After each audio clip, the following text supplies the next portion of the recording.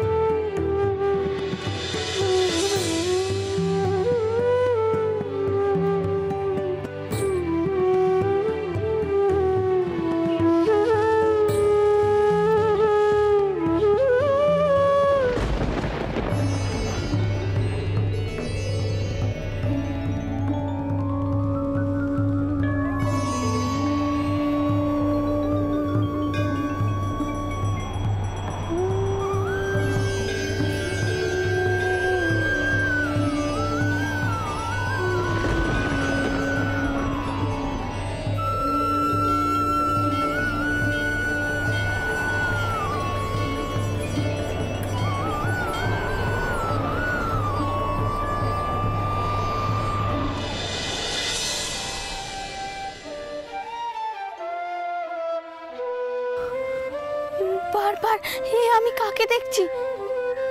এ কি মায়া?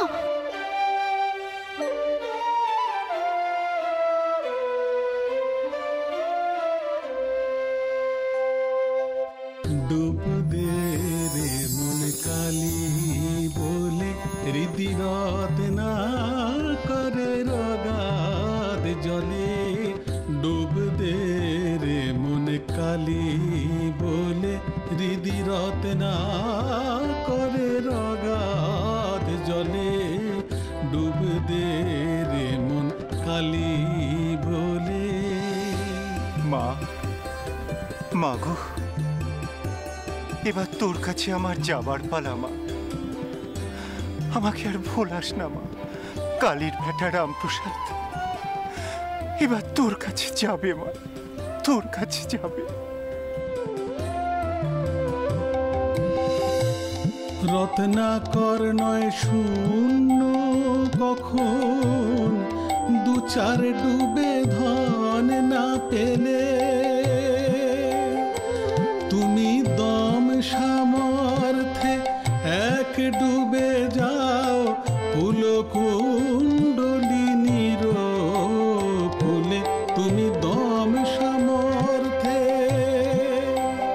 মনরে আমার মন। তুমি দম সামর্থ্যে এক ডুবে যাও, ফুলকুণ্ডলিনীর ফুলে। ডুব দে রে মন কালী বলে।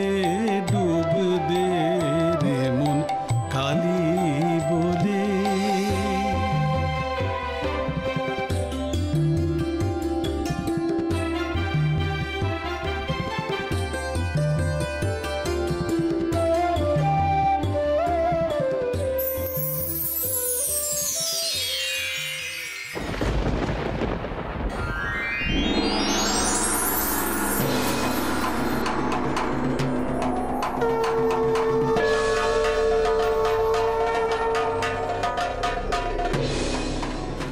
ভয় পাস না রে, আমি আবার আসবো। যখন আসবো তখন অন্য রূপে আসবো রে। চিনতে পারবি তো আমায়? তোমাকে চিনতে পারবো না? আমি কেবল দেখি, আমায় চেনা এত সহজ নয় রে। আমায় চিনতে গেলে অনেক দুঃখ কষ্ট সহ্য করতে হয় রে।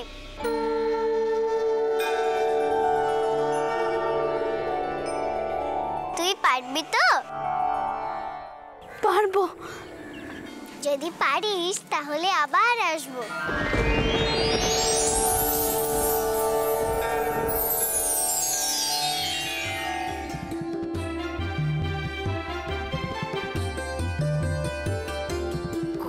গেলে তুমি?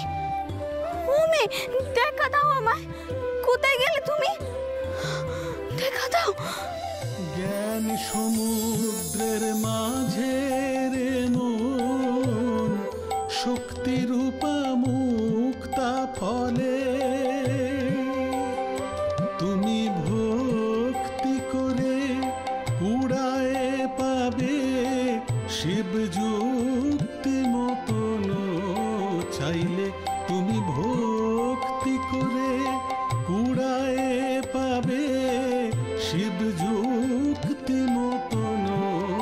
চাইলে ডুববে রে মন কালী বলে, ডুববে রে মন কালী বলে।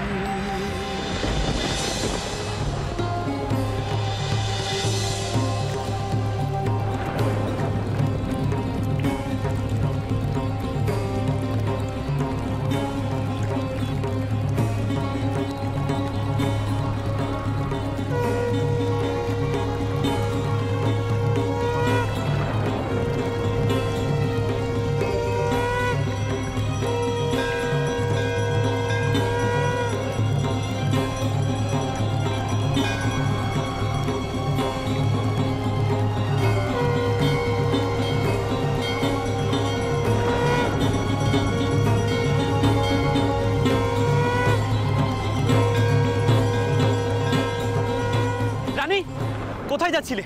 মাথাখানা গেছে নাকি? কেন এমন ঘোরের মধ্যে যাচ্ছ রানী?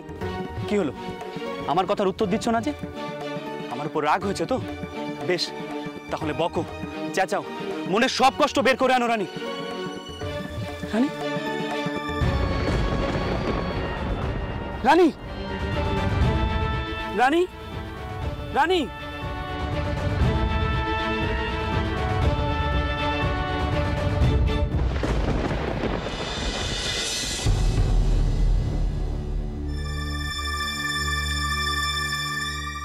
এই তো খেমি। হ্যাঁ খেমি, রানী কোথায় রে?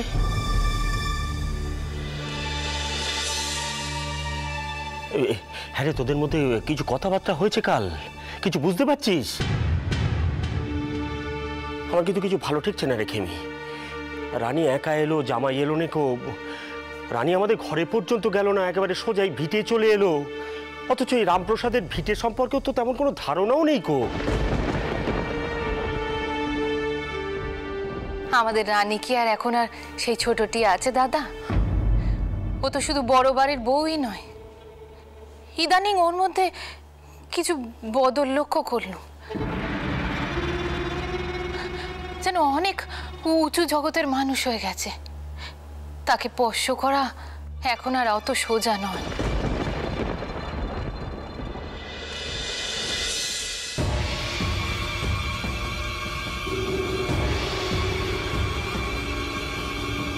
পিসিমা,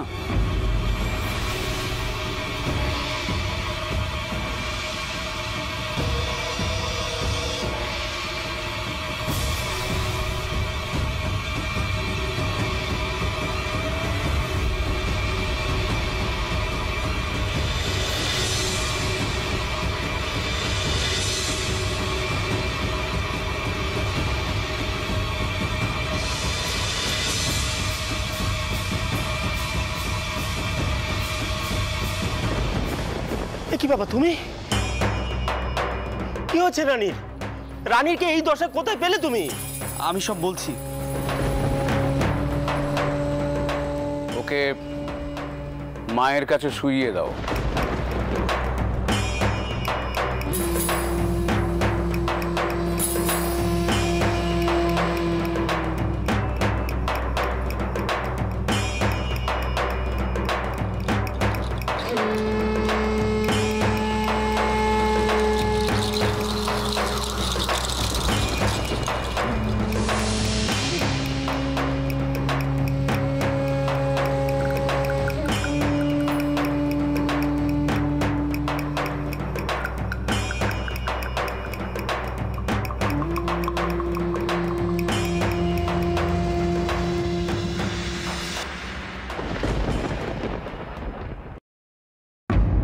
আমি এদিকেই আসছিলাম, হঠাৎ দেখলাম রানী কেমন ভূতগ্রস্তের মতো জলের দিকে এগিয়ে যাচ্ছে।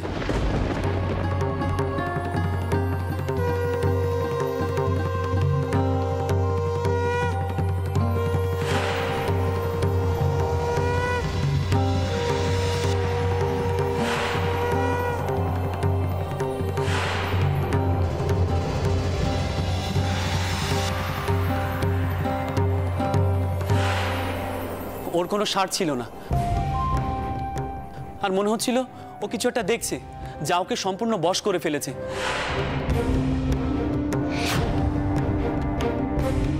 আর আমি কিছু বুঝে ওঠার আগেই তো জ্ঞান হারালো।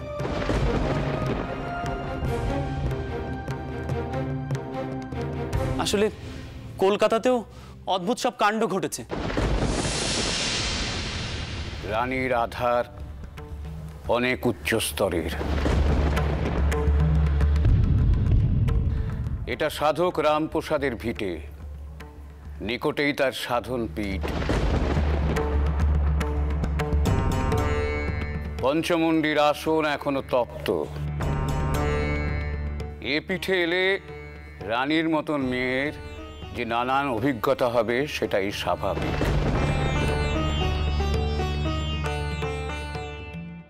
ওর চেতন এক্ষুনি ফিরবে, কেউ ওকে বিরক্ত করো না। রাজচন্দ্র থাকুক, বাকি সবাই ভেতরে চলো। আজ মায়ের বিসর্জনের দিন। এমনই এক বিসর্জনের দিন সাধক রামপ্রসাদ সেন মাতৃমূর্তিকে বিসর্জন দিতে গিয়ে নিজেও স্বেচ্ছায় সলিল সমাধি নিয়েছিলেন। আমি নিজে তার সমাধির পর এ পিঠ দেখতে এসেছিলাম।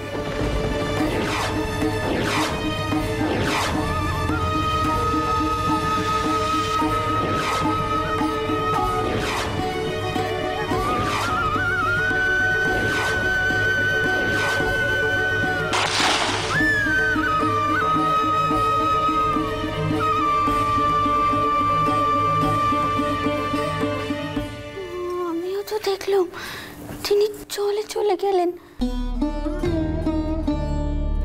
আর ওই কালো বাচ্চা মেয়েটা, ও তো বলল ও আবার আমার কাছে আসবে। তুই ভয় পাস না রে, আমি আবার আসবো।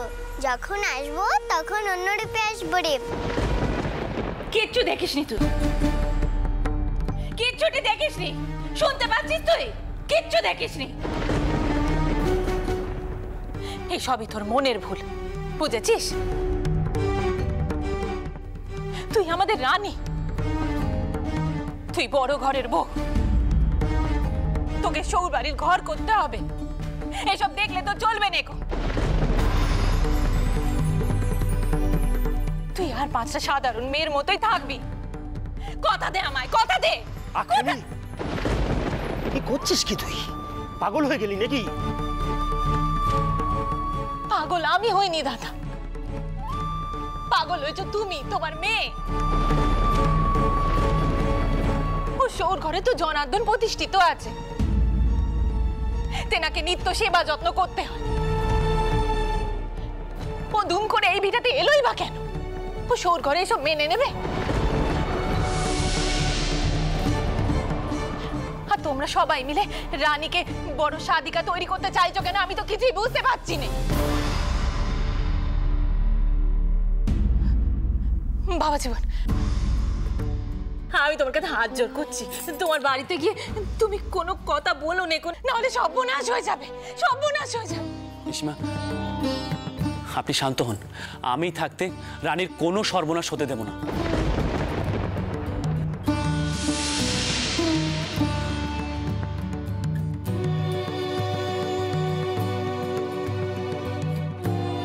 তোর ইচ্ছেই পূর্ণ হয়েছে খেমি।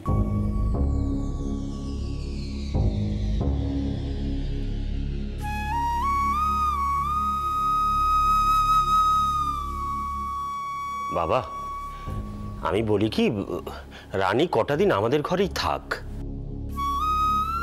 দিন দুই পরে না হয় আবার ফেরত নিয়ে যেও। সামনেই তো ভাইফোঁটা। বাবা মশাই, রানী যা চাইবে তাই হবে। আগে আমি একটু রানীর সঙ্গে কথা বলতে চাই। খেমি,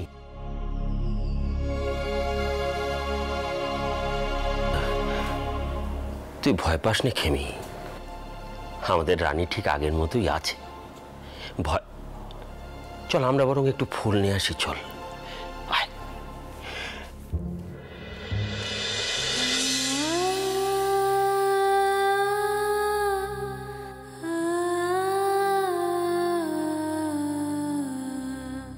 একটু বিশ্রাম করছি, সেটিও তোমার সহ্য হচ্ছে না?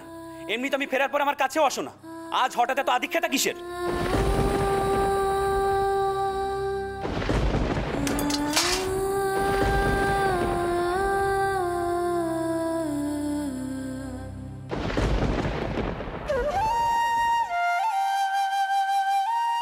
আমি জানি রানী তুমি কেন কাঁদছো। বৌঠান আমাকে সব জানিয়েছেন, কিন্তু রানী তুমি একটা কথা বলো তো, কে আমাদের দুজনকে আলাদা করতে চেয়েছিল? বৌঠান কিছুতেই তার নামটা বলেনি, শুধু বলল আগে বউ ফিরুক।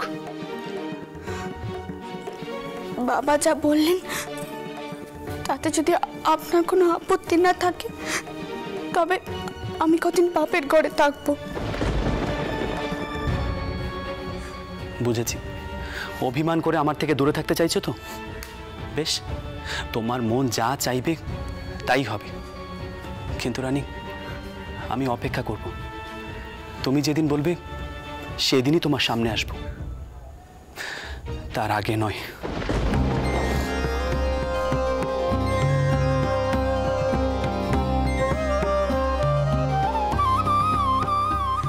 বুঝেছি, অভিমান করে আমার থেকে দূরে থাকতে চাইছো তো? বেশ, তোমার মন যা চাইবে তাই হবে। কিন্তু রানী আমি অপেক্ষা করব, তুমি যেদিন বলবে সেদিনই তোমার সামনে আসব, তার আগে নয়।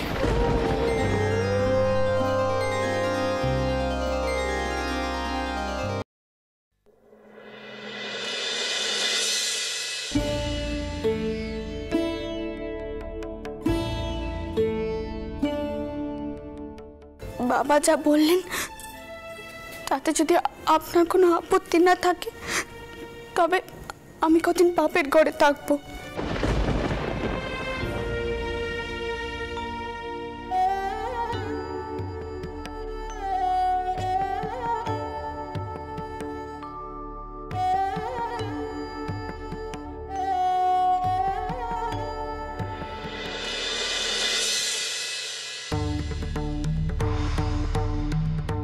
তোমাদের বৌরানীকে সাবধানে কোনা গ্রামে তার বাপের ঘরে পৌঁছে দিয়ে আসো, তারপর সোজা চলে যাবে জানবাজারের বাড়িতে।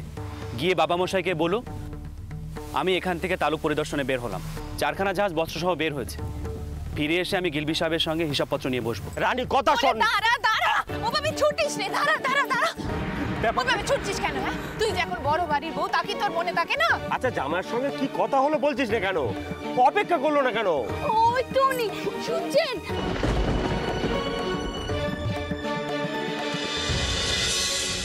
তোমাদের বৌরানীকে বলো তিনি যেন তার বাপের ঘরে আমার জন্য অপেক্ষা করেন, আমি নিতে আসবো। কি হলো? শুনছেন?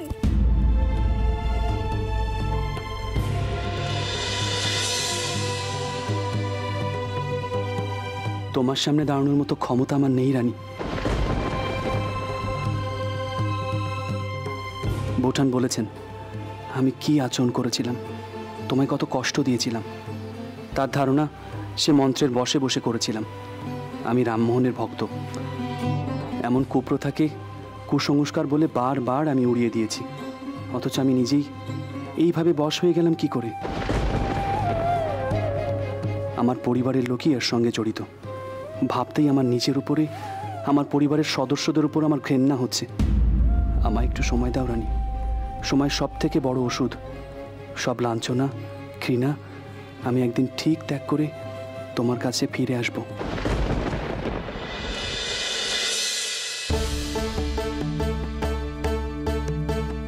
রানী, কি হলো মা?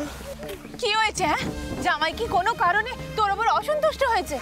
সব কথা খুলে বল মা আমার কাছে। আরে চুপ করে থাকিস নে, বল। রানী, আরে সে আমাদের গায়ে আসবে না? ওই লোকটি বলছে জামাই বাবা নাকি বলে গেছে তোকে সময় মতো নিতে আসবে।